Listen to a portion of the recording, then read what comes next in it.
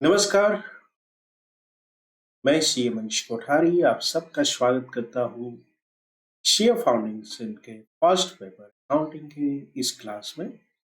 आज हम शुरू करने जा रहे हैं चैप्टर, इसका टाइटल है accounts from incomplete records. My dear friends, incomplete record का मतलब क्या होता है? अगर सिंपल तरीके से बताएं तो इनकम्प्लीट रिकॉर्ड में क्या होता है कि बहुत सारे लोग जो है वो अपने छोटे व्यापारी होते हैं, या तो मान लो कि फॉर लेट्स टेक एग्जांपल कि भाई आप उस सब्जी मंडी में जाते हो, वहां पे एक सेलर है जो कि पोटैटो बेच रहा है। अब उसकी जो मंथली इनकम होगी ना, it will be nearly 1 lakh rupees in the big city, mind well. लेकिन अगर आप पूछोगे कि भाई आप कौन से बुक मेंटेन करते हो, तो वो क्या करेगा, अपनी जेब में से कोई एक पुराना डायरी छोटा सा निकालेगा जिसमें लिखा होगा कि इतने लोगों के पास से पैसे लेने हैं और इतने लोगों के पास से पैसे देने हैं। अब इनकम है लेकिन रिकॉर्ड्स बहुत ज्यादा नहीं। अब उसको जरूरत क्या पड़ी, इतने साल तो अकाउंट्स बनाया नहीं। वो बोलेगा कि मैंने घर देख के रखा है, सिर्फ 1.5 ईयर का बंगलो है और मुझे बैंक लोन के लिए इनकम टैक्स रिटर्न फाइल कर। आपको ताज्जुब होगा, लेकिन ये हमारे देश की हकीकत। बहुत सारे लोगों की सफिशिएंट इनकम है, ना तो रिटर्न फाइल करते हैं और ना ही कुछ रिकॉर्ड। तो मैंने एक सब्जी मंडी का उदाहरण दिया, there are lot many persons. Okay, तो चलिए चलते हैं ऐसे लोगों के पास जो अपने अकाउंट्स कंप्लीट नहीं रखते हैं। तो किस तरह के अकाउंट होते हैं और हमारा काम क्या है? We are the accountant, will prepare the books from the scratch. हम क्या करेंगे, स्क्रैच से शुरू करेंगे और पूरी जानकारी के साथ ये अकाउंट्स को बनाएंगे और फाइनल अकाउंट्स तक उसको अंजाम देंगे। यस, इस चैप्टर में हम करने वाले क्या है, हम समझने वाला है definition of the single entry system and its features. Single entry system क्या होती है वो समझेंगे, type of single entry system, determination of the profit by comparing capital at different point of time. कि भाई कैसे तय करेंगे कि भाई प्रॉफिट कितना हुआ इस बिजनेस में से। Statement of affairs and it's comparison with the balance sheet. ये नाम ही है statement of affairs, otherwise it is as good as balance sheet.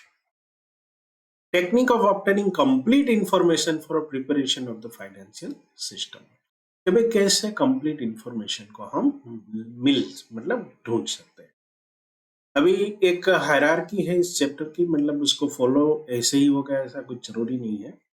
हमारे पास इनकम्प्लीट बुक्स ऑफ अकाउंट्स है, फिर completion of double entry in all transaction करनी है, accounting process बनाना है, trial balance बनाना है और फाइनेंशियल स्टेटमेंट भी बनाना है। लेकिन अब तक हम बहुत सारी चीज सीख चुके हैं, जैसे कि स्टेप नंबर 2, 3, 4, 5 ये सब हम सिंगल सोल प्रोपराइटर के लिए ऑलरेडी सीख चुके हैं, नॉट फॉर प्रॉफिट ऑर्गेनाइजेशन सीख चुके हैं। तो अभी जो सीखना है वो क्या है, इनकम्प्लीट बुक में से कैसे हम रिकॉर्ड को ढूंढ पाए। Mind well, this is one of the most interesting और ये हमारे दिमाग को चैलेंज करने वाली भी बात है। तो आप देखेंगे कि पूरा चैप्टर बहुत ही सिंपल है और आपको जानकर खुशी होगी कि ये पहले इंटर का पार्ट हुआ करता था। तो इंटर में ये चैप्टर पूछा जाता था, लेकिन अब इसे हमारे फाउंडेशन के अंदर शिफ्ट कर दिया। Yes, what are the techniques, इसको हम समझेंगे, ये तो सिर्फ ओवरव्यू है। Techniques of obtaining complete accounting information, general techniques से कुछ, derivation of information from cash book, cash book में से कैसे इंफॉर्मेशन ढूंढी जा सकती है, analysis of sales ledger and purchase ledger, where distinction between business expenses and drawing, fresh investment by proprietor and partner। तो ये सारी जो इंफॉर्मेशन है वो पूछ पूछ के हम उनको बनाएंगे और फिर एक कंप्लीट रिकॉर्ड का निर्माण करेंगे। कौन से सोर्सेस होगी जिसका हमें यूज करना है, collection of necessary information about asset and liability. हम पूछेंगे वेंडर से कि भाई, या तो जो हमारा क्लाइंट होगा कि भाई बताओ तुम्हारे पास कौन सी एसेट्स है, कहाँ कहाँ तुमने इन्वेस्ट कर रखा है, कोई बैंक में अकाउंट है कि नहीं। आजकल एक बहुत बड़ी जो भारत के अंदर क्रांति हुई है वो क्या है, लोगों के पास से डिजिटल वॉलेट अभी अवेलेबल है। आप देखेंगे कि छोटा सा भी वेंडर होगा, वो समोसा बेच रहा होगा लारी पर लेकिन उसके पास कोई ना कोई भारत पे हो या पेटीएम हो, कोई ना कोई वॉलेट रहता है, तो उसको भी हमें समझना होगा। Derivation of opening and closing capital, तो हम ये तय कर पाएंगे कि भाई कितनी ओपनिंग एंड क्लोजिंग बैलेंस है और उसके आधार पर statement of affair at different point of time बनाएंगे। चलिए, तो ये सेशन में सबसे जरूरी चीज ये है कि भाई ये लोग अगर नहीं रखते हैं, think of a grocery vendor who sells vegetables on a street or runs a small shop. Is he expected to learn accounting formally? No. He is only looking at keeping a record of a few items. मतलब वो पूरा record नहीं रखता है, लेकिन कौन सी चीजों का वो रिकॉर्ड रखेगा?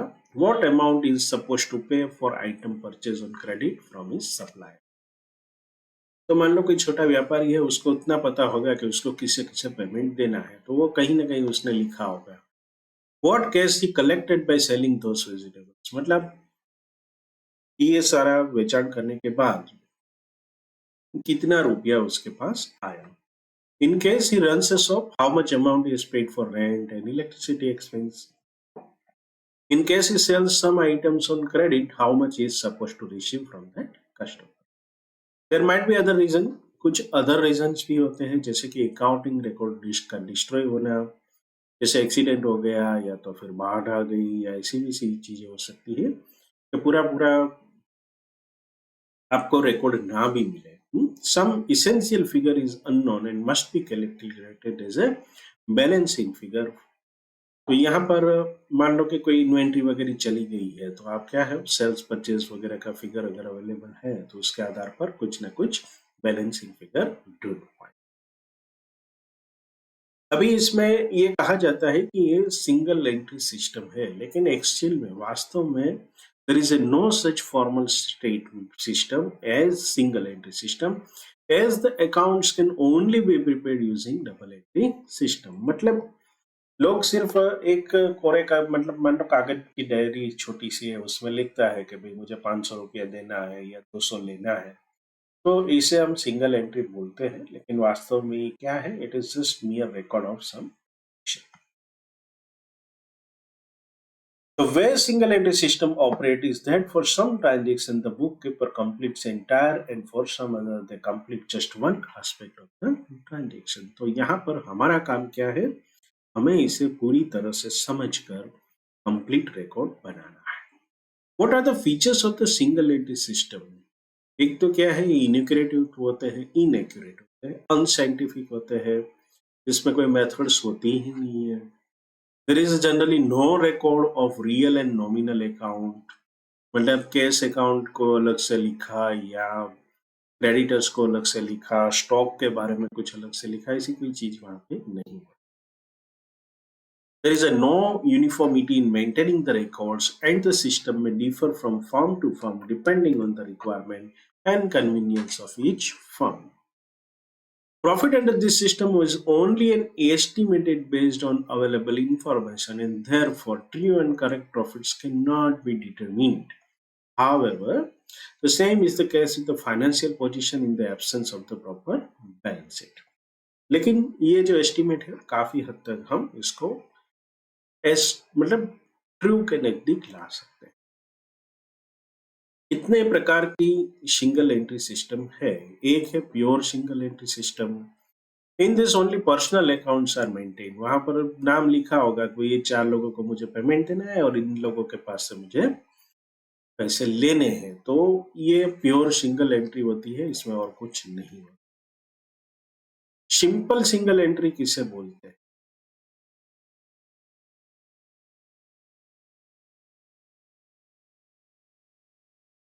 यहाँ पर सिंपल सिंगल एंट्री भी हो सकती है, जिसमें पर्सनल अकाउंट भी रखा जाता है और कैश बुक भी मेंटेन की जाती है. मतलब आपका पूरा ट्रायल बैलेंस तक वहां तक नहीं होगा, लेकिन बाकी सारी चीज आपको प्रिमिटिव बेस पर दिखेगी.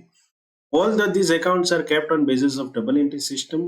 Posting from cash books are made only to personal account with no other account to be found in the ledger.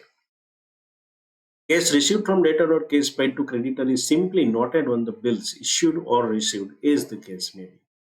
तो यहाँ पर क्या है, मान लो कि बिलिंग होता है अगर, तो जो भी गुड्स आता है उसके ऊपर ही लिखा दिया जाता है कि cash paid on so and so date. अगर किसी को बिल दिया जाता है तो उसके ऊपर ही लिखा जाता है cash received on so and so date. तो यहाँ पर आप देखेंगे कि एक छोटा सा उदाहरण दिया है। Mr. Small Shop runs a retail shop. It keeps a register of amount receivable from people for items sold. वहां पर मिस्टर ए को 300, मिस्टर बी फॉर 50, मिस्टर सी 260, तो यहाँ पर और कुछ नहीं लिखा है। So business does not maintain a record of what item has been sold. कोजी सिंगल एंट्री, कोजी का मतलब होता है हाफ, आप कह सकते हो, कंप्लीट नहीं होता है। कोजी means in this personal accounts, cash book and some subsidiary books are maintained. The main subsidiary books kept under these systems are sales book, purchase book, and bills book. No separate record is maintained. However, some business may also maintain additional record like bills books or sales book. This might be required for tax or other purposes. वो tax और other purpose के लिए maintain करते हैं। Also, organization employing workers keep record of cash which is paid and take acceptance from the worker for the amount paid to them. मतलब जितना रुपया जो मिला है उसका रिसीव्ड करके वो लिख लेते हैं और उनकी सिग्नेचर ले लेते हैं। So there are three type of the single entry system: pure single entry, simple single entry, quasi single entry. Pure के अंदर ओनली पर्सनल अकाउंट रहेंगे, सिंपल के अंदर पर्सनल एंड कैश बुक होता है, और क्वाजी में personal account, cash book and subsidiary books maintain होती है। चलिए तो अब सीखना शुरू करते हैं। ये बैकग्राउंड था कि भाई एग्जैक्टली हमें करना क्या है। रिकॉर्ड्स कुछ पढ़े हैं, तो यहाँ पर एक है assessment of the profit by capital comparison.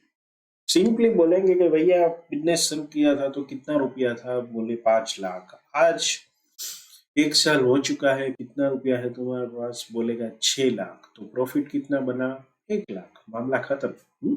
Not like that, लेकिन ज्यादातर ऐसा करेंगे। This method is also known as net worth method और स्टेटमेंट ऑफ अफेयर्स मेथड। तो स्टेटमेंट ऑफ अफेयर्स जो है, it is nothing but our balance sheet in a routine statement. Net worth method और statement of affair method में क्या किया जाता है, आइदर प्रॉफिट और loss equal to closing capital minus opening capital. If detailed information regarding revenue and expense is not known, it becomes difficult to prepare profit and loss account. Instead, by collecting information about assets and liabilities, it is easier to prepare the balance sheet at a two different point of time. So while preparing account from incomplete records, if sufficient information is not available, it is better to follow the method of capital comparison to arrive at the profit and loss for the current year. चलिए इसमें method क्या है, method क्या है, simply plus minus ही करना है। Methods of capital comparison: closing capital increases if there is a profit, while it reduces if there is a loss incurred during the year.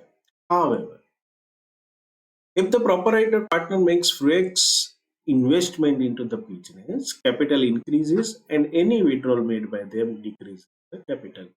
तो ये भी पूछना पड़ेगा कि भी और कुछ फंड आपने इन्वॉल्व इसमें इंजेक्ट किया था या नहीं किया था, आपने कुछ ड्राइंग्स वगैरह लिया है या नहीं लिया है। The following points shall be considered while computing the profit and loss under capital comparison method. तो सबसे पहले कहां से स्टार्ट करेंगे, capital at the end. And में से शुरू करते हैं तो उसमें ड्राइंग्स जो भी लिया है उसको ऐड करेंगे, लेस करेंगे फ्रेश कैपिटल इंट्रोड्यूस, तो उससे क्या फिगर मिलेगा, कैपिटल एट द बिगिनिंग। फिर प्रॉफिट क्या बनेगा, ए माइनस बी, मतलब एंड में जो कैपिटल थी उनमें से एट द बिगिनिंग में जो कैपिटल है वो माइनस करेंगे तो प्रॉफिट का फिगर मिल जाएगा। लेकिन हम सब अकाउंट्स के स्टूडेंट हैं, जब तक कोई इलस्ट्रेशन नहीं करते हैं तो ये सारी चीजें हमें तब तक दिमाग में नहीं बैठती। तो चलिए एक इलस्ट्रेशन कर लेते हैं। Raju does not maintain the proper record of his business, however, he provides the following information. Opening capital उसने दिया है हमें 10,000, closing capital 12,500, drawing of the year 3,000 rupees, capital added during the year 3750. You are required to calculate the profit and loss for the year. Yes, क्या है, कहां से शुरू करना है? Capital at the end. तो कैपिटल एट द एंड कितनी है? That is 12,500। सो कैपिटल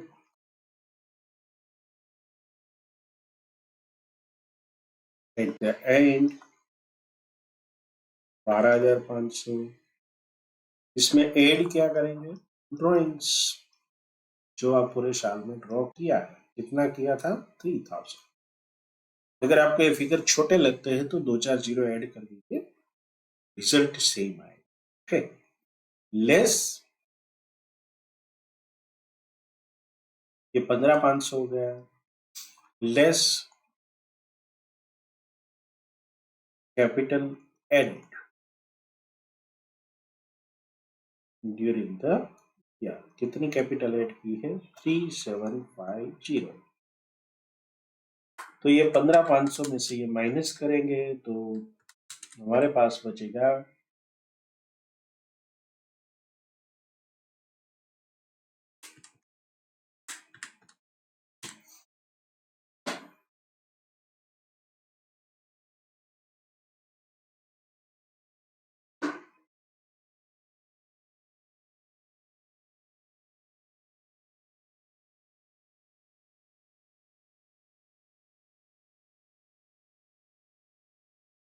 11,750 बचेगा। अब इसमें से ओपनिंग कैपिटल हम माइनस करेंगे। ओपनिंग कैपिटल माइनस करेंगे तो क्या होगा? हमें पता चलेगा कि भी प्रॉफिट कितना बचा है। सो लेस ओपनिंग कैपिटल कितनी है? 10,000। तो 1750 is a net profit for the year. My dear friends, ये बहुत ही सिंपल सम है और अगर आप चाहे तो इसको अकाउंट फॉर्म में भी लिख सकते हो। अकाउंट फॉर्म में हम दो साइड लिखते हैं। तो चलिए एक छोटा सा बैलेंस शीट बना लेते हैं और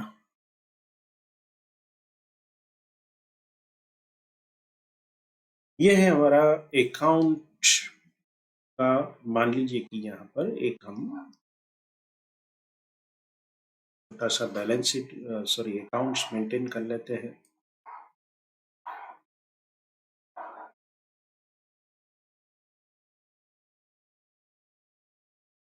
तो यहाँ पर क्या होगा? ओपनिंग बैलेंस होगा, बाय बैलेंस, इसे आप कैपिटल अकाउंट भी कह सकते हैं, तो प्रॉफिट एंड लॉस जो भी कहें, कैपिटल अकाउंट है ये। क्लोजिंग कितना फिगर है? 12,500। एडिशन कितना किया?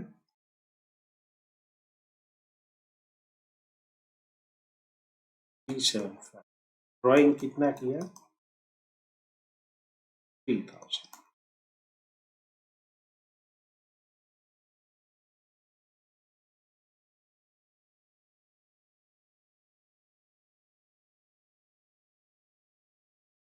बस इसी तरह से हमें अलग अलग फिगर डालते रहने हैं और आगे बढ़ना है। So this are the two methods. चलिए, it is clear from the above discussion that the following the capital comparison method, one should know the opening capital and closing capital. This should be determined by preparing statement of affairs at the two respective point of time. मतलब capital is equal to asset and liability. तो ये statement जो हम बनाएंगे, the preparation of the statement of affair will require listing of the asset and liability and their amount. The accountant utilize the following sources for the purpose of finding out the asset and liability. तो cash book होगी तो cash book से देखेंगे, cash balances देखेंगे, bank passbook देखेंगे, personal ledger, debtor creditor, inventory, and fix asset अगर कुछ लिया है या तो उस बिजनेस में है, ज्यादातर फिक्स एसेट होगा। चाहे कोई मान लो कि कुछ ना कुछ फिक्स एसेट कैसे रहेगा कि कोई बिजनेस चलाता है चाय की, उसकी अपनी एक छोटी सी केबिन है, तो केबिन होगी तो केबिन का भी मतलब कुछ ना कुछ इन्वेस्टमेंट होगा, उसने जो स्टव वगैरह लिया होगा वो सारी फिक्स एसेट का पार्ट बनेगा। The proprietor would help him by disclosing the original cost and date of purchase। उसको पूछ लेंगे कितने साल से लिया है और ये सारी information collect. After obtaining all necessary information about asset liability, the next task of the accountant is to prepare statement of affairs। इसे बैलेंस शीट नहीं कह पाएंगे, ये सिर्फ स्टेटमेंट ऑफ अफेयर्स है। तो देखिए अब सारी चीजें जो है it is as good as the balance sheet. Okay, तो इसमें आपने हमें अरेंज करना है और जो कुछ बचेगा वो क्या निकलेगा, बैलेंसिंग फिगर कैपिटल। ये दो डेट्स मतलब फाइनेंशियल ईयर के स्टार्टिंग की या तो पिछले फाइनेंशियल ईयर एंड की और इस फाइनेंशियल ईयर एंड का दो स्टेटमेंट बनाना है।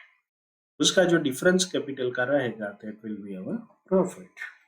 चलिए तो एक और इलिस्ट्रेशन को समझते हैं। Rakesh started his business on 1st April 21. He invested capital of rupees 1 lakh on 31st March 22. He has the following information available as per the single entry system maintained by him। Cash उसने count किया था 3200, फिर inventory, फिर receivable from Ajay and drawings. You are required to calculate the profit or loss earned by Rakesh for the year ended 31st March 2022। चलिए शुरू करते हैं।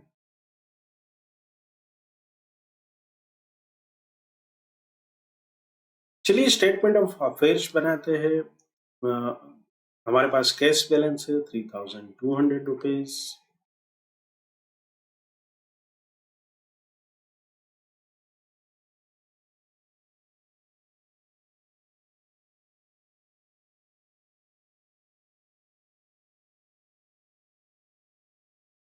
फिर है इन्वेंट्री 34,800।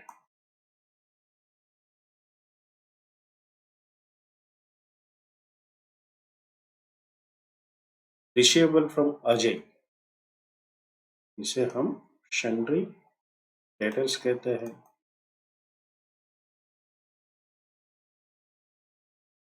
मशीन है 85,000 का।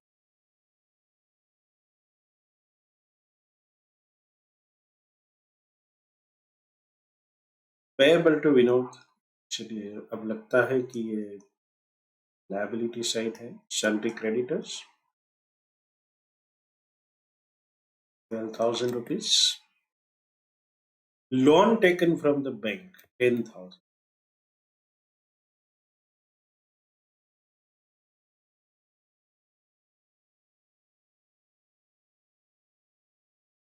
Drawing made during the year, चलिए इसका डायरेक्टली अभी यूज नहीं होगा, तो यहाँ पर हम इसका स्टेटमेंट ऑफ अफेयर्स में से फिगर निकालते हैं। तो ये बैलेंसिंग फिगर हमारा कैपिटल बनेगा।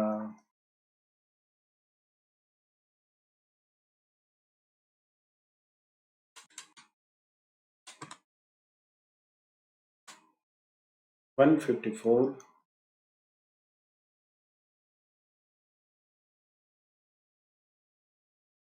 माइनस 22,000 1,30,000।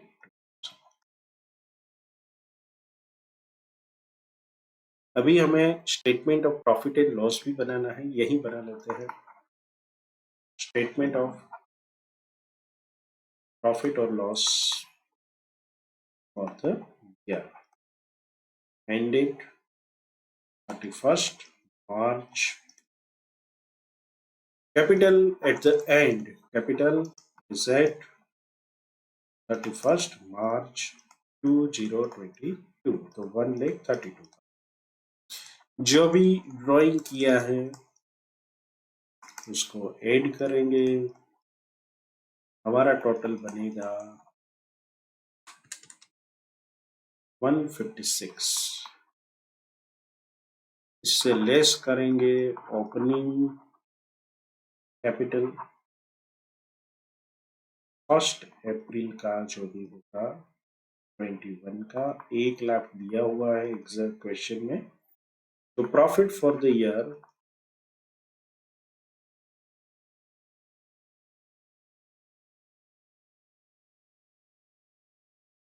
इज 56,000। तो ये सिंपल मैथ्स जैसा है। चलिए आगे बढ़ते हैं। Now what is the difference between the statement of affairs and balance sheet? दोनों में फर्क क्या है? तो इसको आपको सिर्फ समझना है। अगर एग्जाम में पूछा गया तो सभी चीजों को आपको लिखना है। स्टेटमेंट आप मतलब जो भी आप नरेशन लिखेंगे वो छोटा लिखेगा तो भी चलेगा, ऑन वर्ड में भी चलेगा, लेकिन कुछ मुद्दे जो है वो आपको मान लो बेसिस है तो वो आपको सही से याद होना जरूरी है। So what is the basis? It is a source. Source माने सोर्स ऑफ इंफॉर्मेशन। तो स्टेटमेंट ऑफ अफेयर्स कहां से बनता है? Basis of the transaction partly recorded under the double entry book keeping ने partly from the single entry. Balance sheet में क्या होगा? It is based on transaction recorded strictly on the basis of the double entry. Capital, यहां पर capital जो होता है इन this statement capital is merely a balancing figure, जबकि हमारा बैलेंस शीट के अंदर capital is derived from the capital account in the ledger and therefore total of asset side will always be equal to the total of the liability side. Omission, since this statement is prepared for incomplete record, it is very difficult to identify and record those assets and liability if omitted from the books. चलिए तो इसको बारे में हम कुछ नहीं कर सकते। Okay, there is a no possibility of omission क्योंकि डबल एंट्री है। अगर एक साइड छूट गया तो दूसरी साइड आपको परेशान कर। Now what is the basis of the valuation? The valuation of the asset is generally done in arbitrary manner, क्योंकि यहाँ पर कोई मान लो कि 50,000 का सब्जी का स्टॉक है तो कहीं आप उसका वैल्यूअर के पास तो ले जाने वाले, ठीक है। तो it is simply based on the estimation और मार्केट में जो ट्रेंड चल रहा है उसके आधार पर हम एस्टिमेट ले लें। तो valuation of the asset is done in scientific basis. Balance sheet में हमने एक चैप्टर पूरा पढ़ा इन्वेंट्री, तो कैसे हमने वैल्यूएशन किया था आपने देखा, अलग अलग मेथड्स है, फिर डेप्रिसिएशन वगैरह की मेथड है, किस तरह से फाइनली हम वैल्यू अराइव करते हैं। So it is the valuation of the done is scientific basis. Any change in the method of valuation is properly disclosed. Now what is the objective? The objective of preparing this statement is to identify the capital figure in the beginning and at the end of the okay?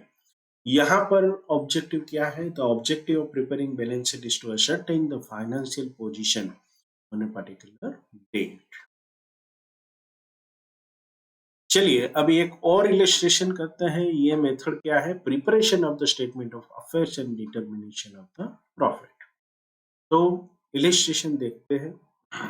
Illustration number 3, asset and liability of Mr. X on 31st 21 and 31st 22 are as follows। नीचे दिया गया है, asset भी दिया गया है। 22 के assets में फिगर्स मिसिंग है, मतलब या तो हमें कैलकुलेट करना है या ढूंढना है। यस, लायबिलिटी दी है, कैपिटल जो है वो बैलेंसिंग फिगर रहेगा, तो इसमें ज्यादा सोचना नहीं है। डिसाइडेड टू डेप्रिशिएट बिल्डिंग, क्योंकि उस जो व्यक्ति है प्रोपराइटर या तो फर्म का ओनर, उसने तो कुछ सोचा ही नहीं होगा, तो ये सब हमें उसको गाइड भी करना है। Building 2.5% per annum and furniture bye 10%, मतलब फर्नीचर की लाइफ कितनी तय की? 10 साल, और बिल्डिंग की लाइफ कितनी तय की? 40 साल। One life insurance policy of the proprietor was matured during the period and amount 40,000 is retained in the business. Proprietor took rupees 2,000 per month for meeting family expenses, मतलब एक साल में 24,000. Prepare the statement of affairs is on 31st March 21 and 31st March 22. तो चलिए इसे बना लेते हैं। बहुत सिंपल है, पूरी चीजें दी हुई है, तो हमें ज्यादा कुछ सोचना नहीं है।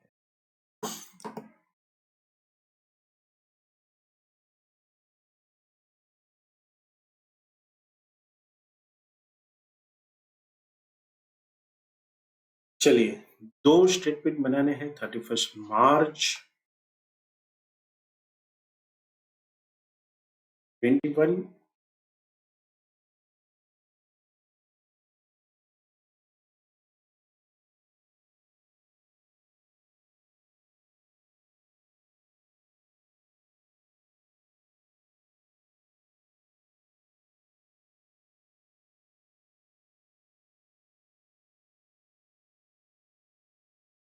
and 31st March 22.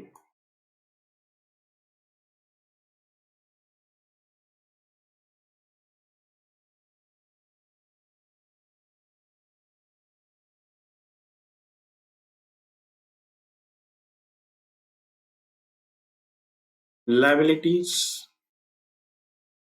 Loan and sundry creditors. तो कैपिटल जो होगा वो हमारा बैलेंसिंग फिगर बनेगा, लोन्स जो है और सन्ड्री क्रेडिटर्स कितने हैं? 1,40,000।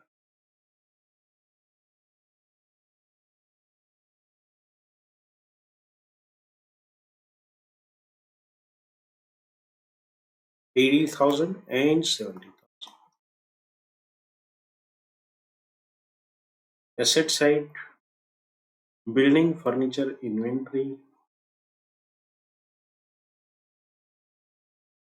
मैं यहाँ पे शॉर्ट में लिख रहा हूँ, आपको पूरा लिखना है।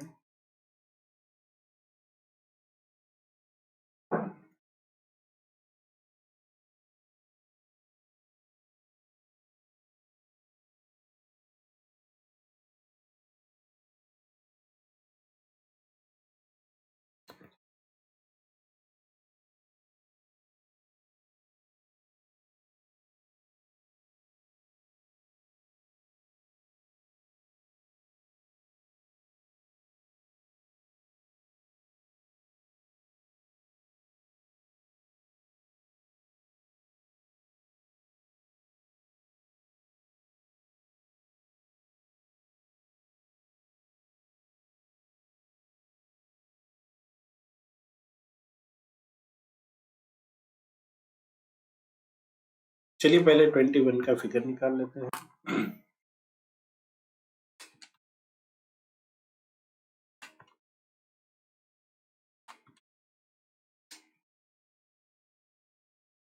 $3,81,200 minus 10,000 minus 40,000 241,200। चलिए अब आते हैं हमारी नोट्स के प्रति। Decide to depreciate building by 2.5% per annum. तो ये 1,00,000 था, इसका 2.5% डेप्रिसिएशन कितना बनेगा? 2,500। तो ये हमारा फिगर कितना बनेगा? 97,500। लेकिन इसको आपको वर्किंग नोट में दिखा दे। फर्नीचर 10% है, तो यहाँ पर सिंपली 45,000। तो ये भी दोनों आप वर्किंग नोट बनाएंगे, that is for our exam presentation.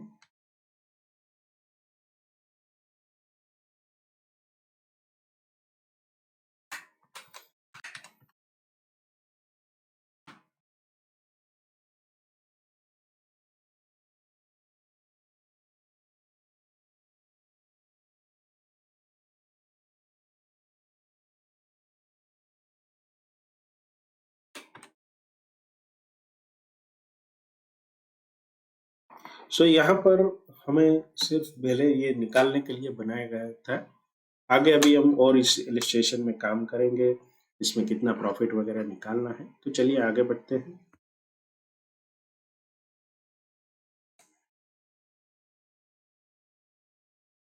So this is the statement of affair. हमने दोनों फिगर निकाल लिए कैपिटल के। आप देख सकते हैं कैपिटल इज इंक्रीज्ड रफली 2 लाख का बढ़ावा हुआ है। अब take the figures given in illustration 4 and find out profit for mister X. तो चलिए ये फाइंड आउट कर लेते हैं। सिंपल तरीका है, इसमें कुछ ज्यादा हमें सोचना नहीं है। हमारा कैपिटल एंड का सोचना है। Capital is on 31st March 2022, that is 440,700.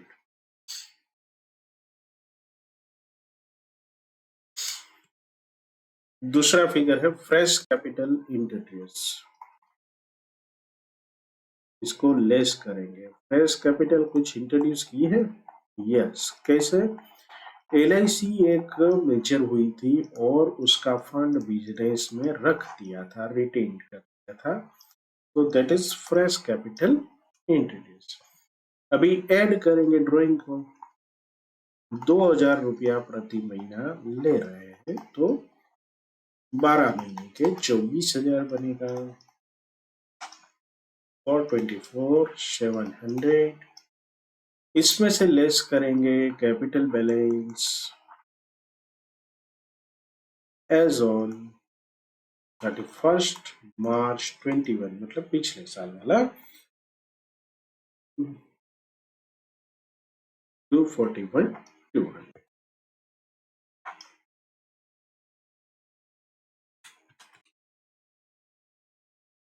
तो ये जो इंक्रीज है 183,500, दैट इज प्रॉफिट। अभी ये हमारा जो प्रॉफिट है उसको क्लोजिंग कैपिटल यहाँ पर इंक्रीज किया है due to fresh capital introduce, और दूसरा नोट क्या लिखा है, closing capital was reduced due to the withdrawal. Okay, so वो आपने देख लिया। अल्टरनेटली क्या कर सकते हैं, एक अकाउंट मेंटेन कर सकते हैं जिसका ओपनिंग बैलेंस रहेगा 242, बैलेंसिंग मतलब क्लोजिंग बैलेंस हमारे पास 440 है, ड्रॉइंग्स को डेबिट करेंगे, एडिशन को क्रेडिट करेंगे, जो हमारा फिगर बचेगा that will be the net profit. अगर लेफ्ट साइड में बैलेंसिंग फिगर आता है तो that will be called as loss. So my dear friends, this was something quite easy, इसमें कोई खास रॉकेट साइंस जैसा नहीं है। अभी हम आगे बढ़ेंगे और इसका कोई इलिस्ट्रेशन नंबर 5 को देखेंगे।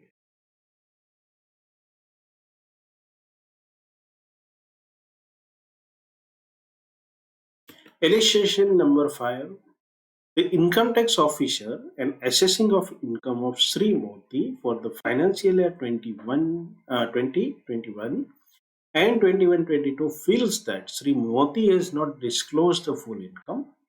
It gives you the following particular of asset and liability of Sri Modi as on 1st April 20 and 1st April 22. तो ये हमारे पास दोनों फिगर्स है, ये 2 साल के हैं, तो हमें इसको अच्छी तरह से समझना पड़ेगा। एक है 1/4/22 का है, 1/4/22 का है, मतलब ये 2 साल के फिगर्स में से हमें इसको अच्छी तरह से during the year the domestic expenditure was 4,000 per month, मतलब 12 महीने का 48,000। The declared income of the financial year were 1,05,000 for 21-22 and 21-23 for 21-22 respectively. State whether the income tax officer contention is correct. Explain by giving your work. Okay, करना क्या है, बस simple है। Statement of affairs बनाएंगे 2 साल का और फिर निकालेंगे स्टेटमेंट ऑफ प्रॉफिट से कि भी अगर कुछ प्रॉफिट हुआ है कि नहीं, फिर जो दो उन्होंने डिक्लेयर किए हुए फिगर से उसके साथ कंपेयर करें। तो चलिए हम पहले स्टेटमेंट ऑफ अफेयर्स को बनाते हैं।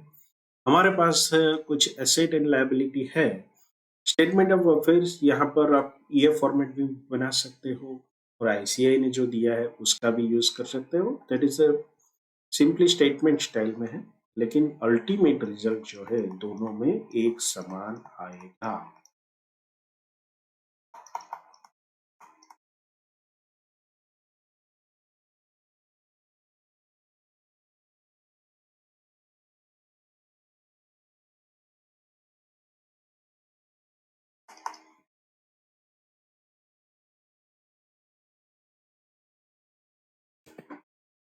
Cash in hand 25,500, inventory 56,000,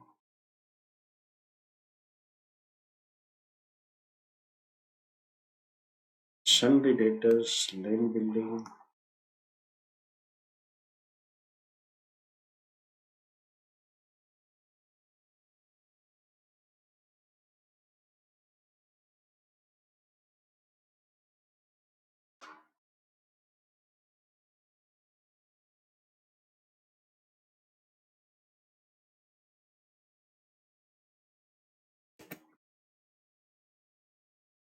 wife's jewellery. चलिए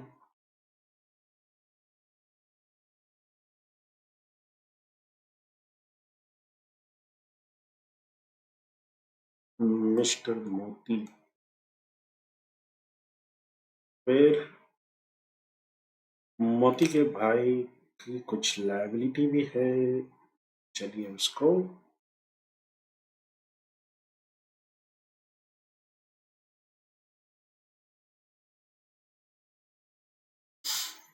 Sunday creditors 35,000 rupees।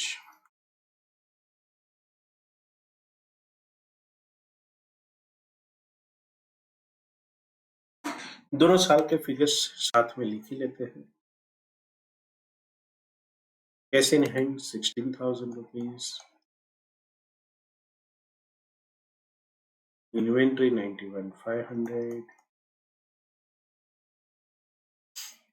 Land and building 190 है, तो दैट मीन्स डिप्रिसिएशन वही लिया होगा। सन्ड्री डेटर 52,500, मोटर कार ले ली, चलो बढ़िया है भाई।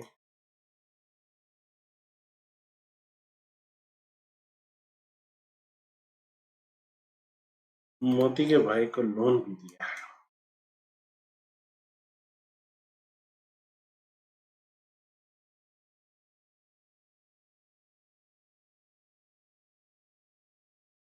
वाइफ की ज्वेलरी में बढ़ोतरी की है, चलिए खुशखबरी है, 1,25,000 है वो।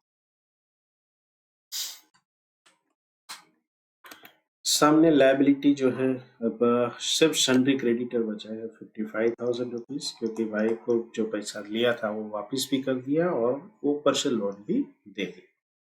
तो चलिए अब इसकी टोटलिंग करते हैं और balancing figure will be our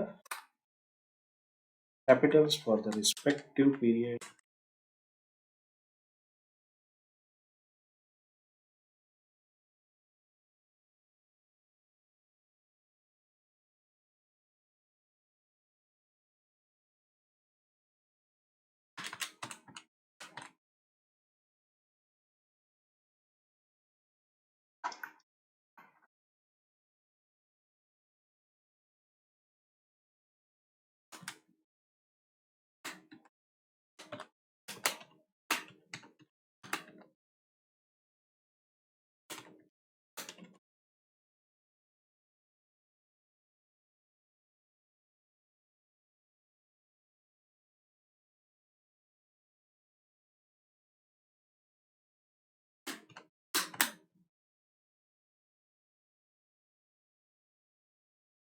चलिए अभी एक और वर्किंग बनाते हैं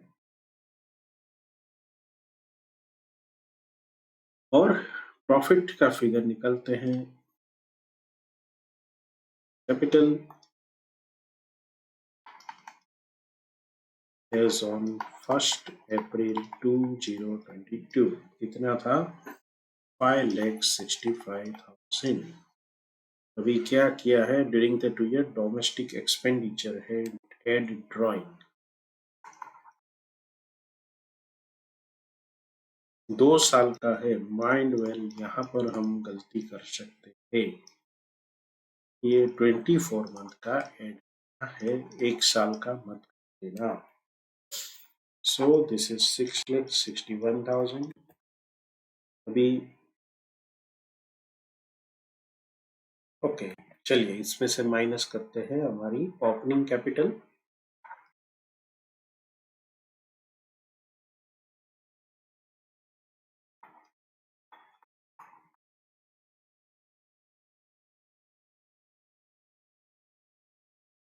अभी जो फिगर हमें मिला कितने का है, 3,48,000। अभी इनकम अर्न्ड है ये ड्यूरिंग 2 years।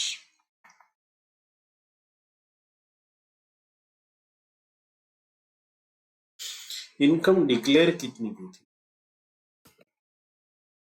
1,05,000, 1,23,000,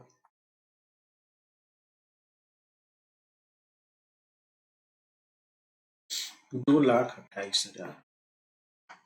सरप्लस कितना बचा, 1,20,000। ये सरप्लस नहीं लेकिन सप्रेस्ड इनकम होती है जो कि छुपाई गई थी। अब इनकम टैक्स उसके ऊपर कुछ टैक्स पूरा वसूल करेगी, पेनल्टी भी लगाएगी और ये सारी चीजों का काम आगे चलता रहे। सो हमें यहाँ पर नोट क्या लिखनी है, state whether the income tax officer contention is correct. तो क्या लिखना है, yes ITO's state contention is correct. Income was suppressed by ₹1,20,000। तो इस तरह के आपको इंक्वायरी के केसेस भी इनकम टैक्स डिपार्टमेंट दे सकता है। चलिए इसका प्रेजेंटेशन देख लेते हैं। यहाँ पर वर्टिकल फॉर्मेट किया है हमने, हॉरिजॉन्टल फॉर्मेट किया था, कोई फर्क नहीं पड़ता। और हमारा जो रिजल्ट है, एंड रिजल्ट, वो परफेक्ट होना चाहिए। आगे है हमारा techniques of obtaining complete accounting of information. तो उनमें से एक है जनरल टेक्निक। तो जनरल टेक्निक क्या कहती है, where the accounts of a business are incomplete it is advisable to convert them first to the double entry system and then to draw up the profit and loss account and balance it instead of determining the amount of the profit and loss by preparing the statement of affairs. तो यहाँ पर जो हमने समझा है double entry book system को, उस आधार पर हमें पूरा का पूरा अकाउंट तैयार करना है। Afterward the other subsidiary books that is purchase day book, sales day book, purchase return वगैरह जो है should be totalled up and that total post into the ledger to the debit और credit of the appropriate nominal और real account as the personal aspect of the transaction have been posted. तो उसके साथ भी compare करना है, नहीं किया है तो पूरा इंट्रोड्यूस करवाएंगे। When an accountant is engaged in posting the unposted item from the cash book and other subsidiary book, he may be confronted with the number of the problem। क्योंकि बहुत सारा मतलब कुछ लिखा ही नहीं होगा तो आपको बहुत सारी चीजें तैयार करनी पड़ेगी। The manner in which some of them may be dealt with is described below। तो यहाँ पर हमें कुछ गाइडलाइंस दी गई है कि हमें क्या करना है। In the cash book, there can be several receipt entries which have no connection with the business but which belongs to the proper। इसका प्राइवेट इन्वेस्टमेंट हो सकता है, लेगेसी रिसीव्ड फ्रॉम हिम, मतलब कोई वारसा ये वगैरह है, या तो कोई और सोर्स से फंड मिला है, तो इसको आपको सेग्रीगेट करना होगा। All such items should be taken to his capital account on the debit side as drawing. मतलब ये सेग्रीगेट करके इसको छोड़ नहीं देना है। कहाँ पे इसकी एंट्री करेंगे, capital account. Amount belonging to the business after collection may have been directly utilized for acquiring business asset or for meeting certain expenses instead of being recorded into the cash book। तो पूरा accounting करेंगे, fix furniture fix जो भी लिया है उसने तो सिर्फ लिखा होगा कि 15 चेयर ले ली है, तो सिर्फ कैश बुक में लिखा होगा, हमें उसको प्रॉपर जगह पे पोस्टिंग करना।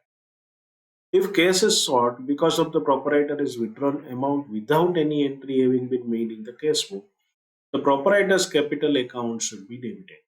In fact, it will be necessary to debit or credit the proprietor's capital account in respect of all unidentified amount which cannot be adjusted anywhere else। तो जहां पर आपको कोई और सुराग नहीं मिल रहा है, वहां पर आपके पास क्या चीज बचती है, capital account proprietor. Simple. Where the benefit of an item of an expense is received both by the proprietor and business, then it should be allocated। मतलब मान लो कि इलेक्ट्रिक बिल भरा है, उसमें से 50% उसके घर का है, तो उस हिसाब से आपको मैनेज कर लेना है। In the end, it would be possible to draw a trial balance sheet Students are advised to prepare a trial balance as it will bring to out any mistakes committed while making the above adjustment. ये हमारे बारे में है कि हमने अगर कुछ गलतियां की है तो ट्रायल बैलेंस होगा तो हम इसको पकड़ सकते हैं। चलिए यहाँ पर एक कुछ एनालिसिस वगैरह दिया है, फिगर्स पूरे assumed है। The analysis of the case as well as bank receipt and payment should be extensive but under significant head so that various items of the income and expenditure can be posted thereof from into the ledger. However, before posting the information into the ledger, the same should be collected in the form of an account, the specimen whereof is shown below. तो किस तरह से आप इसको करेंगे तो ये सारे फिगर एजम्पशन वाले हैं। तो हम जैसे कैश और बैंक बुक बनाते हैं उसी हिसाब से आपको इसको बना लेना है। इंफॉर्मेशन अलग अलग पेजेस में होगी, कोई छोटी डायरी होगी, बड़ी डायरी होगी, कुछ भी होगा। तो उसमें से आपको ढूंढ ढूंढ के अलग अलग हेड में ये सारा पोस्टिंग करना है, कैश और बैंक को segregate. The important point about incomplete record is that much of the information may not be readily available and that the relevant information has to be ascertained. A good point is to prepare cash and bank summary if not available in the proper form with both sides tallied. The cash and bank balance at the end should be reconciled with the cash and bank books. Having done so, the various items detailed in the summary statement should be posted in the ledger. तो एक बार अगर bank और cash account हमने बना लिया तो फिर उसके बाद हम पोस्टिंग स्टार्ट कर सकते हैं। It is quite likely that some of the missing information will then be available. Consider the following about a firm relating to the 31st March. यहाँ पर हमें एक वर्क मतलब एग्जाम्पल दिया हुआ है, कैश बैलेंस है, बैंक ओवरड्राफ्ट है, cash purchase, collection, cash balance on 31st March, overdraft regular balance में कन्वर्ट हो चुका है। इसके आधार पर prepare cash and bank summary. तो चलिए इसको बनाना शुरू करते हैं।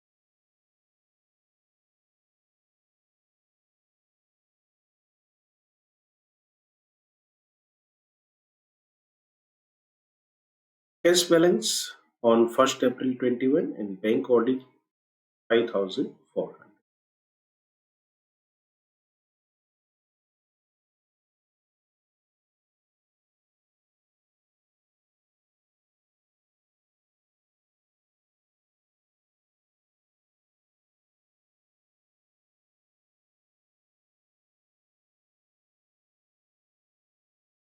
ये ओवरड्राफ्ट दिया है इसलिए क्रेडिट साइड लिख रहे हैं, हालांकि अब ये आप परिचित हो चुके हो सारी चीजों से। Cash purchase 3,000 rupees,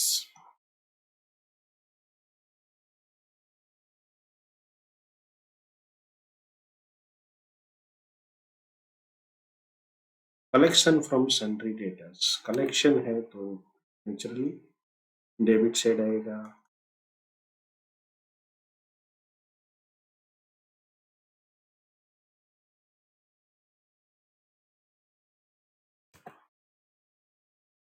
Short of old furniture, it is a receipt item.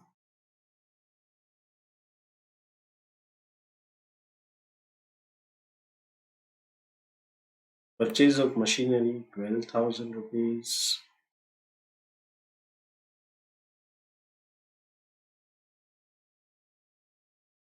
ये हमारी पेमेंट साइड है, payment of sundry creditors.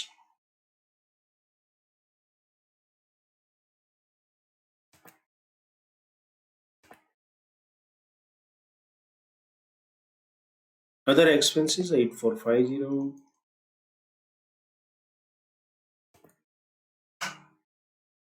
Fresh capital 5,000 rupees.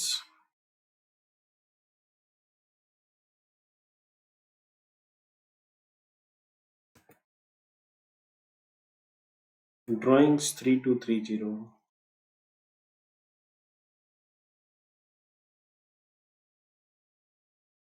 चलिए दोनों साइड मतलब फिगर जो है क्रेडिट साइड जाएगा इस बार, cash balance and bank balance.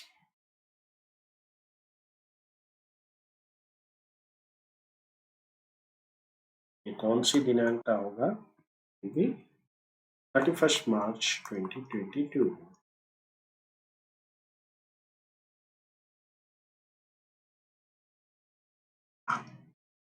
चलिए इसका टोटलिंग करते हैं। क्लासिफिकेशन अगर सही रहा तो दोनों साइड टेली होगी।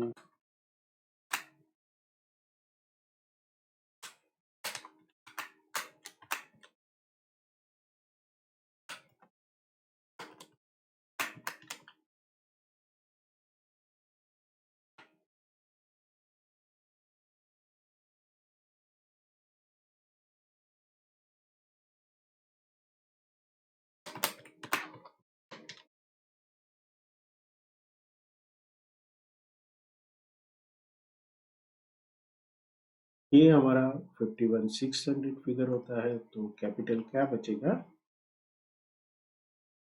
It will not be capital. हाँ, बैलेंसिंग क्या टैली कर रहा है भाई? कैश एंड बैंक से। ओके, तो बैंक का तो कुछ चेंज होने का सवाल नहीं है, कैश में ही चेंज है। कितने का चेंज आया है? 8340 का। तो ये क्या कारण हो सकता है कि पैसा आया? तो हमने कुछ कैश सेल्स किए होंगे जिसका रिकॉर्ड नहीं रखा होगा, तो ये कैश इंक्रीज हुई है। सो दिस इज द चलिए देख लेते हैं इसका प्रिपरेशन। आईसीआई ने क्या कहा है? See that the debit side is sold by 8340, what may be the possible source of cash inflow? It can be cash sales. और क्या हो सकता है? ठीक है, चलिए आगे बढ़ते हैं। अभी analysis of sales ledgers and purchase ledger. It would be disclose information pertaining to the opening balances of debtors, transaction made with them during the year, such as goods sold to them on credit, bills receivable। तो ये जो है हमारा regular analysis, जो मतलब sales laser है, उसमें कितनी चीजें रहती है? ओपनिंग कस्टमर बैलेंस, सेल्स क्या हुआ, बिल्स डिस्काउंट डिसऑर्डर्ड है तो total debits, cash received, discount अगर कुछ दिया है तो bill received, sales return, bad debts, total credit and balance. From the aforementioned, it will be possible to build up information about sales and other accounts, which can then be posted in totals, if so desired. It will also possible to prepare the total debtors. तो इस तरह से हम debtors और creditors के पूरे figures को तैयार करेंगे और बाकी के रिकॉर्ड्स की हमें एंट्री इसी तरह से करनी है।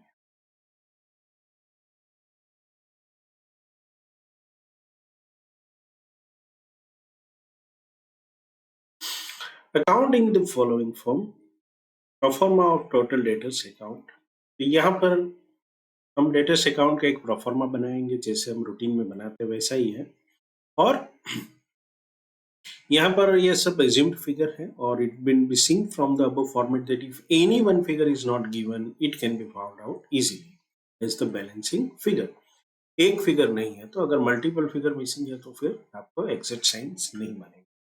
It can be opening balance, credit sales, sales collected, or closing balance. For instance, if the information about sales is not available, it could be ascertained as the balancing figure.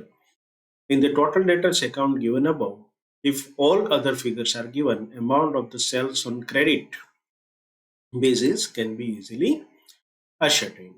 Okay, so this is how we are deriving various figures for the particular task. Exam में भी हमें अलग अलग प्रकार के ये figures दिए जाएंगे और कोई एक फिगर जो है वो हमें डिराइव करना होगा। ये एक इलस्ट्रेशन है। Calculate the bad debt from the following information. Opening balance of debtors है, तो ओपनिंग बैलेंस ऑफ डेटर्स क्या होता है? Of course it is nothing but a, हम मान लो कोई एक अकाउंट ड्रॉ कर रहा है, प्रोफॉर्मा अकाउंट डेटर्स, तो ये पर्टिकुलर बन जाएगा हमारा amount and amount. So this is debit side, this is credit side, opening figure हमेशा क्या रहेगा, opening balance of the debtors दिया हुआ है, तो डेटर्स में ये फिगर कहाँ पे होता है, debit side, balance brought for closing balance of the debtors. ये हमेशा हमें पता है कि हमारा ये लास्ट बैलेंस फिगर रहता है, closing balance it is 7 lakh. Amount received in cash, cash में रिसीव्ड की है, तो क्रेडिटर को हम क्या करते हैं, कैश मतलब क्रेडिट डेटर्स अकाउंट को क्रेडिट करते हैं 6 लाख रुपीस।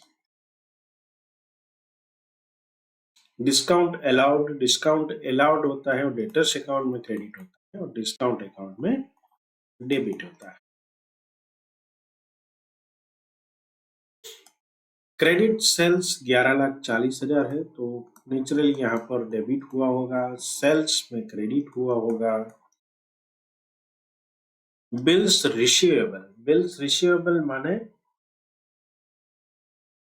हमारे पास बिल्स आए हैं पेमेंट के, तो हम क्या करेंगे, इसे यहाँ पर क्रेडिट लेंगे, रिस्पेक्टिव डेटर्स के अकाउंट में इसको जमा कर देंगे। बैड डेट कितना बना, चलिए, तो ये पूरी इंफॉर्मेशन में से हमें बैड डेट को ढूंढना है। बैड डेट है तो नेचुरली ये हमारा क्रेडिट साइड फिगर होगा, तो इसको टोटल कितना बनता है, 16,40,000। इसके फिगर्स में से हम माइनस करेंगे तो हमारा बैलेंसिंग फिगर होगा वो बैड डेट्स होगा। डेटर्स अकाउंट में हमेशा बैड डेट का फिगर क्रेडिट होगा।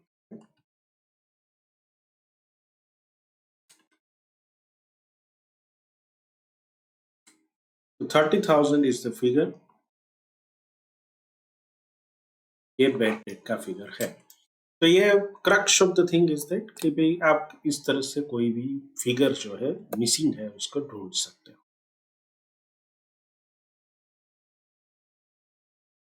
तो ये आईसीआई का प्रेजेंटेशन है। इसी प्रकार से आप परचेज लेजर जो है, generally speaking purchase ledger is not as commonly maintained as the data ledger for it being convenient to make entries in respect of outstanding liability at the time they are paid rather than the when they are incurred। मतलब कि जब उसका payment करना होगा उसी वक्त हम उसमें लिख देंगे कि इतना पेमेंट किया है। सो यहाँ पर परचेज लेजर में हमें जब बनाना होता है उसका प्रोफॉर्मा अकाउंट, तो सारी इंफॉर्मेशन के आधार पर हम इस प्रकार का कुछ प्रोफॉर्मा होता है टोटल क्रेडिटर्स अकाउंट को बना सकते हैं।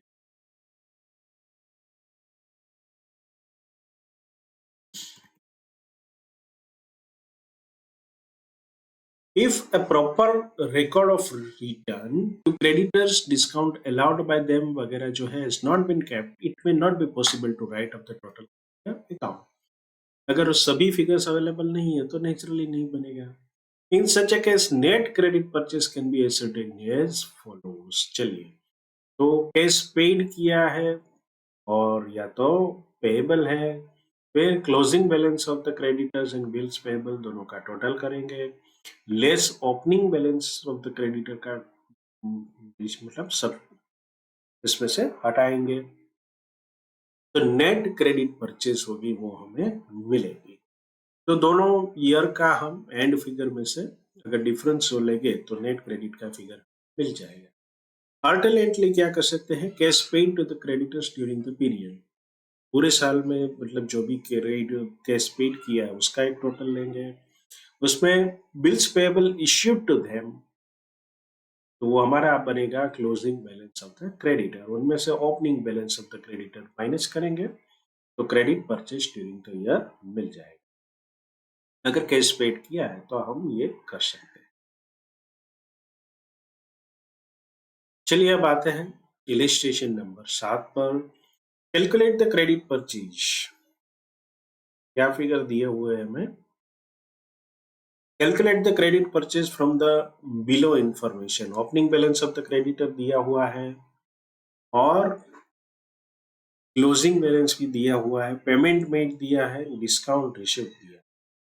तो कितनी क्रेडिट परचेज हमने की होगी, तो ये इसके लिए वंस अगेन हमें ये हमारा प्रोफॉर्मा अकाउंट बनेगा। ये किसके लिए हम बना रहे हैं, टोटल क्रेडिटर्स अकाउंट। हालांकि छोटे बिजनेस में बहुत ज्यादा लंबा लिस्ट नहीं होता है क्रेडिटरों का, एक या दो ही सप्लायर होते हैं, तो ये आसानी से बन जाता है।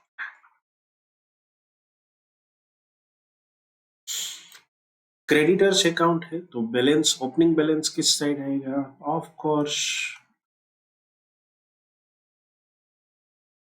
Credit side. क्लोजिंग बैलेंस नीचे मतलब लेफ्ट साइड आएगा।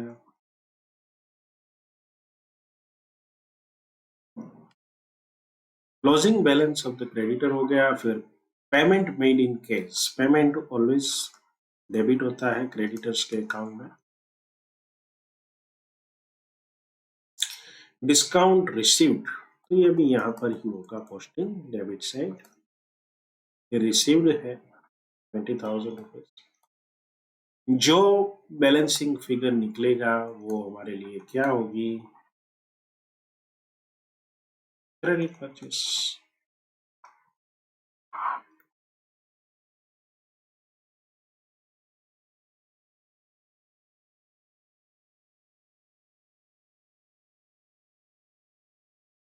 So this was a very simple illustration। यहाँ पर आप इसका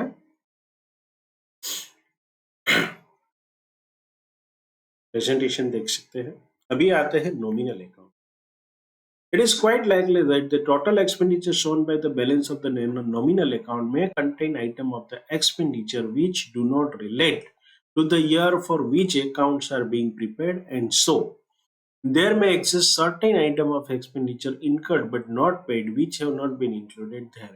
मतलब खर्चा तो कर दिया होगा लेकिन अब तक पेमेंट नहीं किया है, तो उसका कोई हमें मतलब रिकॉर्ड नहीं मिलेगा। On that account, each and every account should be adjusted in the manner shown below। यहाँ पर सारे एडजस्टेड फिगर है। यस, इसको समझते हैं। कैश एंड पर्टिकुलर्स है, फिर amount of the bank payment, paid out of accrued, total private fund, pre payment expenses for the period. Rent and rate है, तो रेंट जो है वो कोई भी प्रीमाइसिस वगैरह के लिए हो सकता है। तो ये एक 2200 रुपये का पूरा है, 300 बैंक से पेमेंट किया है, कुल मिलाकर ये 2600 रुपीज का ये सारा बनता है। 2200 प्लस 300 प्लस प्री पेमेंट अगर कुछ किया है तो उसको माइनस करके 2450 नेट फिगर का बनता है। सैलरीज में आप देखेंगे कि ये 4500 amount bank payment, paid out of accrued, और 6000 टोटल प्राइवेट फंड में हो गया। उनमें से अगर प्री पेमेंट है तो 250 निकाल दिया, 5750 is the balance. Only the amount entered as expense for the period should be posted to the respective nominal account। मतलब यहाँ पर सभी पोस्टिंग नहीं करना है, सिर्फ यही दिखाना है कि भाई इसमें से कौन सा हमने फिगर लास्ट में चूज किया। हालांकि always keep a record of the things with you. A similar adjustment of nominal accounts in respect of revenue receipt should be made। Revenue receipt के लिए भी ऐसा करना है। हमने जो आगे एग्जाम्पल देखा था उसी को कंटिन्यूअस करते हुए यहाँ पर कुछ फिगर्स दिए हैं। ओपनिंग बैलेंस है 20,000 की, इन्वेंट्री, सन्ड्री क्रेडिटर्स, फिर ईयर एंड का फिगर है 15,000 वगैरह। कैश पेड टू क्रेडिटर दिया हुआ है, cash received, cash sales, cash purchase, discount received and discount allowed. तो ये जो सारे फिगर्स है इसमें से हम क्या कर सकते हैं, इनमें से हमें ढूंढना है what are the purchases for 21-22। कैसे ढूंढेंगे, उसके लिए सन्ड्री क्रेडिटर अकाउंट और सन्ड्री डेटर्स अकाउंट हमें प्रिपेयर करना है। तो चलिए ये इंफॉर्मेशन में से हम सन्ड्री डेटर और सन्ड्री क्रेडिटर्स को बनाते हैं।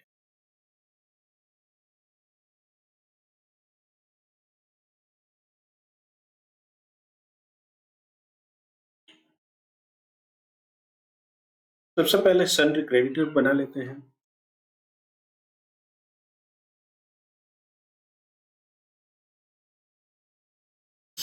कितना फिगर दिया हुआ है? 12,300।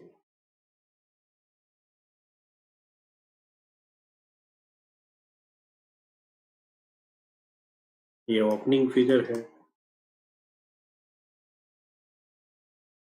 अब क्लोजिंग फिगर भी है। कितना है? 13,800।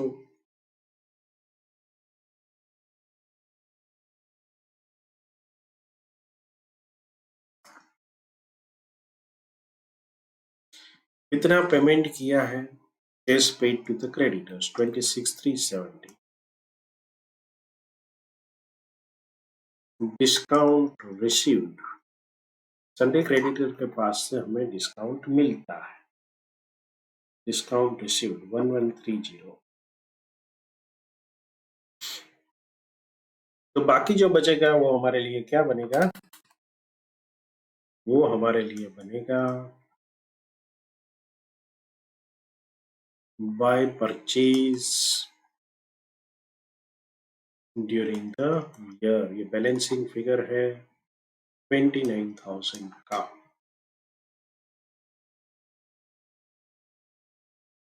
अब आते हैं सन्ड्री क्रेडिट डेटर्स की ओर।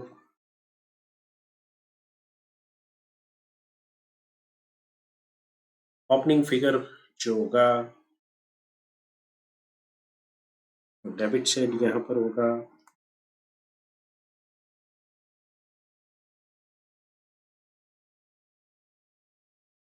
₹15,000। क्लोजिंग फिगर होगा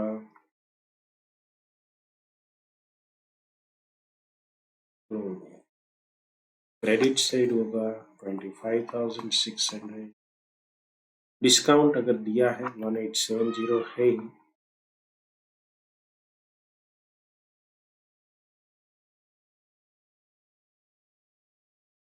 money received 45,600।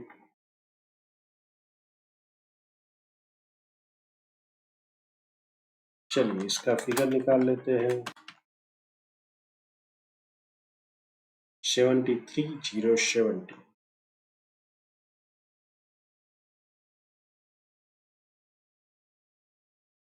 Yes, difference will be 58,070। इसे क्या कहेंगे? To credit sales. ये हमारा balancing figure. So this was very simple. मतलब यहाँ पर एक ही चीज है। अब ये देखेंगे कि यहाँ पर टोटल सेल्स कितना है। क्रेडिट सेल्स हुआ 48,070 एंड कैश सेल्स है वो 66,410। Distinction between business expenses and drawings. तो यहाँ पर हम देखेंगे कि भाई ड्राइंग्स जो है वो क्या क्या हो सकता है। Rent of premises commonly use for residential as well as business purpose. तो आपको एक अप्रोक्सीमेशन लेना होगा कि भाई कितना रुपया जो है वो हम पर्सनल यूज में डालेंगे, कितना बिजनेस पर्पज में। Common electricity and telephone bills, life insurance premium, house hold expenses, private loan, personal gifts, goods और सर्विसेज, कैश विड्रॉल्स। तो ये सारी चीजों में आपको देखना पड़ेगा कि ये कितना बिजनेस के लिए है और कितना personal. So it is necessary to scan the summary of cash transaction, business resources, and their utilization to assess the nature of drawing and it. Fresh investment by proprietor or partner. Like drawings, often fresh investment made by proprietor partners are not easily identified. It becomes necessary to scan the business transaction carefully. Apart from direct cash investment, fresh investment may be taken the following step. कभी कभी क्या होता है कि fresh जो capital inject की होती है वो कैश में नहीं, अगर काइंड में होगी या तो कोई और तरीके से होगी। देखिए कैसे। Money collected and put in the business on maturity of life insurance policy. दूसरा interest and dividend personal investment का होता है और प्रोपराइटर जो है वो बिजनेस अकाउंट में कलेक्ट कर लेता है। Income from non business property collected and put into the business.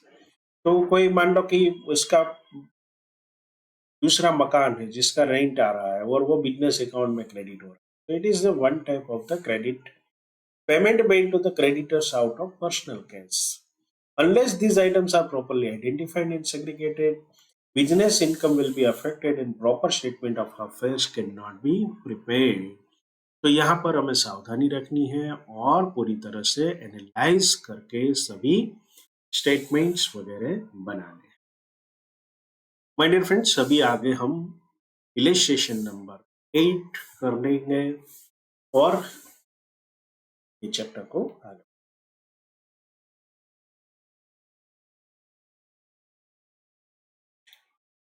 So friends, ये चैप्टर का हम यहाँ पर आज विराम करते हैं। आज हमने चैप्टर 9 में कुछ समझा, सिंगल एंट्री अकाउंट किस तरह से होता है, फिर उसके आधार पर किस प्रकार से हम रिकॉर्ड मेंटेन कर पाते हैं। हमने कुछ 7 अलग अलग इलिस्ट्रेशन देखा, बहुत छोटे छोटे थे, लेकिन हमें ये पता चला कि किस तरह से हमें बैलेंसिंग फिगर के आधार पर अलग अलग अकाउंट को हम समझ सकते हैं। तो चलिए आज विराम करते हैं, प्रैक्टिस करते रहिए, कल आपको इस चैप्टर का दूसरा पार्ट मिल जाएगा। तब तक के लिए ऑल द बेस्ट।